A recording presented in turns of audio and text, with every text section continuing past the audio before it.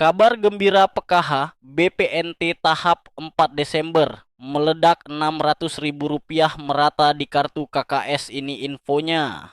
Apa kabar semuanya? Semoga selalu sehat dan dimudahkan segala urusannya. Kembali lagi di channel ini, tempatnya kita berbagi informasi terbaru dan terpercaya seputar bantuan sosial dari pemerintah.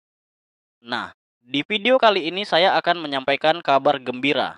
Karena tepat hari ini, Desember 2025, ada banyak sekali bantuan sosial yang cair untuk masyarakat penerima manfaat. Jadi, silakan disimak baik-baik, jangan sampai ketinggalan informasinya. Pertama, program Keluarga Harapan (PKH). PKH kembali dicairkan untuk berbagai kategori. Mulai dari ibu hamil, balita usia 0 sampai 6 tahun, lansia di atas 60 tahun, penyandang disabilitas berat, hingga anak-anak sekolah dari tingkat SD, SMP, sampai SMA. Nominal bantuannya tentu berbeda-beda sesuai dengan komponen masing-masing keluarga. Pastikan dicek melalui buku tabungan atau ATM di Bank Himbara, yaitu BRI, BNI, Mandiri, maupun BTN. Kedua, bantuan pangan non-tunai BPNT atau kartu sembako. Untuk penerima BPNT, saldo sudah mulai masuk dan bisa dibelanjakan melalui e-warung atau agen yang sudah ditunjuk. Bantuan ini biasanya berupa saldo senilai Rp200.000 setiap bulan untuk memenuhi kebutuhan pangan pokok seperti beras, telur, dan bahan pokok lainnya. Ketiga, bantuan langsung tunai BLTS Kesra. Beberapa desa sudah menyalurkan BLTS Kesra tahap 4 bulan Desember. Jadi bagi keluarga penerima manfaat di tingkat desa, segera konfirmasi ke kantor desa atau cek informasi dari bank penyalur terdekat. BLTS Dana Kesra ini diberikan untuk membantu meringankan kebutuhan hidup sehari-hari, terutama bagi keluarga yang masuk kategori miskin dan rentan. Keempat, bansos pangan beras 10 kg. Selain bantuan tunai, ada juga bansos beras 10 kg yang disalurkan melalui Bulog. Beberapa wilayah sudah menerima distribusi langsung, baik diambil melalui kantor desa, kantor kelurahan, atau diantar ke rumah masing-masing penerima. 7 bansos Kemensos yang berlanjut di 2026. Pastikan data KPM Anda valid ya. Menyongsong tahun 2026, pemerintah Indonesia tengah mempersiapkan transformasi besar dalam sistem perlindungan sosial di tengah transisi pemerintah dan gempuran digitalisasi. Nasib jutaan keluarga penerima manfaat KPM menjadi sorotan.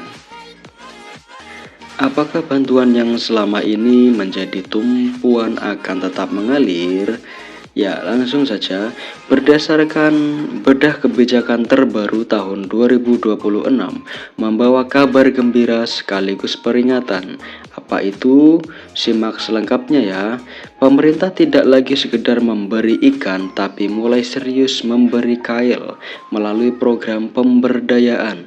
Berikut adalah rincian lengkap nasib bansos Anda di tahun depan. Simak video ini selengkapnya, ada kabar mengejutkan di akhir video.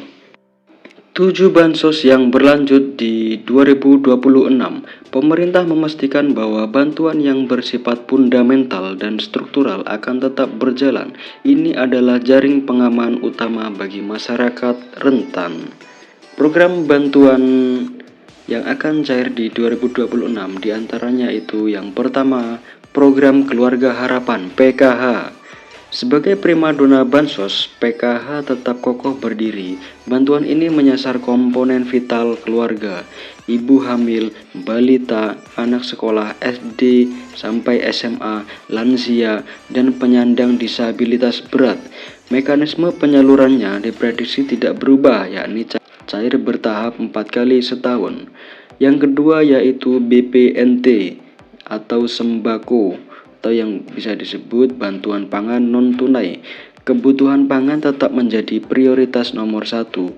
Meski ada wacana transformasi ke direct cash, transfer uang digital untuk efisiensi program ini dipastikan aman, yaitu dalam artian program BPNT masih terus berlanjut di 2026. Yang ketiga yaitu bantuan PIP, program Indonesia Pintar. Komitmen mencerdaskan bangsa tidak surut. Anak-anak dari keluarga prasejahtera tetap dijamin akses pendidikannya melalui bantuan tunai PIP. Jadi PIP di 2026 akan tetap berlanjut. Yang keempat yaitu PBI JKN atau Kartu Indonesia Sehat gratis dari pemerintah. Kesehatan adalah hak dasar. Subsidi iuran BPJS Kesehatan bagi 40% penduduk termiskin tetap ditanggung penuh oleh negara. Bantuan beras 10 kg. Program cadangan pangan pemerintah CPP ini diprediksi kuat akan diperpanjang, berfungsi sebagai bantalan saat harga beras gejolak atau terjadi kerawanan pangan. Jadi bantuan beras di tahun 2026 akan tetap berlanjut. Yang keenam yaitu atensi lansia dan disabilitas berat. Kementerian Sosial terus menyalurkan bantuan rehabilitasi sosial baik berupa alat bantu, kursi roda, alat dengar maupun makanan bagi lansia tunggal dan disabilitas. Untuk yang ketujuh, bantuan pena pahlawan ekonomi Nusantara. Ini adalah bintang baru bagi KPM usia produktif di bawah 40 sampai 45 tahun yang sudah lama menerima bansos. Pemerintah menawarkan modal usaha hingga 5 juta rupiah. Syaratnya harus siap graduasi atau mundur dari kepesertaan bansos reguler. Setelah usahanya mandiri ya. Jadi nanti akan ada pengembangan apa skill-skill yang bisa dipelajari dan dipraktekkan. Dalam artian harus melalui proses graduasi secara mandiri atau graduasi secara sukarela. Tidak semua kabar itu manis ya. Ini dia yaitu kabar di tahun 2026 menjadi akhir perjalanan bagi bansos yang sifatnya ad hoc atau sementara. Nah, selanjutnya bansos yang kemungkinan di tahun 2026 tidak akan cair lagi yaitu BLT Kesejahteraan Rakyat atau BLT Kesra. BLT mitigasi bantuan tunai tambahan yang sering cair di momen tertentu seperti saat inflasi tinggi atau El Nino dikabarkan berhenti total per 31 Desember 2025. Sifatnya yang fleksibel dan temporer membuat program ini tidak masuk dalam anggaran rutin jangka panjang 2026. Bantuan subsidi BSU, program yang sempat hits saat pandemi ini juga diprediksi tidak akan muncul kembali seiring dengan pulihnya kondisi ekonomi pasca krisis. Ya, jadi ada beberapa bantuan yang kemungkinan di tahun 2026 tidak akan cair atau tidak rutin cair per bulan sesuai dengan kondisi yang ada di lapangan seperti inflasi tinggi atau El Nino dan lain sebagainya. Ya, lalu isu yang sangat hangat di tahun 2026 yaitu era baru bansos digital dan seleksi alam KPM. Isu paling strategis di tahun 2026 adalah digitalisasi dan validasi ketat. Pemerintah melalui bocoran dari Menko Luhut Binsar Panjaitan merencanakan peluncuran sistem bansos digital berbasis artificial intelligence atau AI. Tujuannya yaitu memberantas hantu bansos alias penerima fiktif, penerima ganda atau salah sasaran. Jadi concern pemerintah sangat concern di situ ya.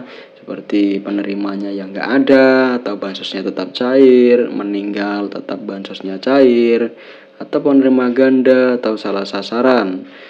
Itu pasti menjadi concern agar efisiensi menggunakan artificial intelligence. Apa konsekuensinya bagi KPM? yang ya jadi KPM yang terdeteksi sudah mampu secara ekonomi, memiliki aset, gaji UMR atau di atas UMR dan lain sebagainya, yang intinya mampu, akan langsung dinonaktifkan dari DTKS, data terpadu kesejahteraan sosial. Fokus pemerintah bergeser dari sekedar menyalurkan bantuan menjadi mencetak keluarga yang mandiri secara ekonomi.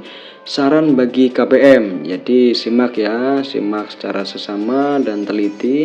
Saran bagi KPM, jangan terlena, pastikan data kependudukan Anda, KK, KTP Anda valid ya dan terbaru.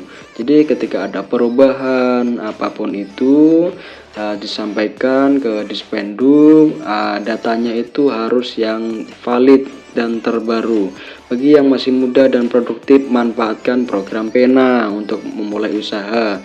Jadi bantuan itu bukan gaji ya sahabat, sobat bansos semuanya. Jadi jangan terlalu mengandalkan bantuan sosial dari pemerintah.